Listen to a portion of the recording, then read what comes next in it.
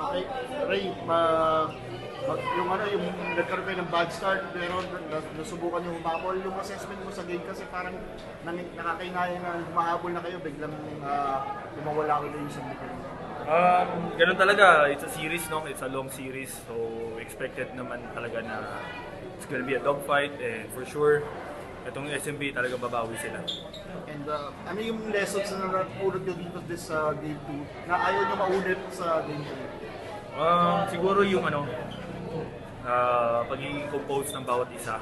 Hindi namin na-contain yung momentum. We had a run multiple times pero hindi namin naalagaan. So bukas, practice namin, yun yung isa sa mga titingnan namin and yung magiging adjustment.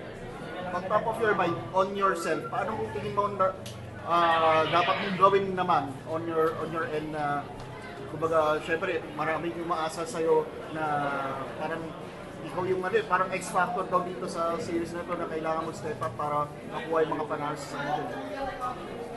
Para sa akin, personally,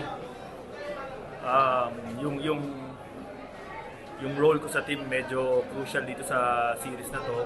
So dapat every game kailangan maging effective ako sa loob ng court, kailangan mag-double time kasi if not mahirapan kami makadikit o makakuha ng panalo dito sa SMB. Pero yun nga, sabi nga nila na crucial na yung part ko dito sa team. Well, yun naman yung sinabi nila. Then for me naman, I'll take that as a challenge.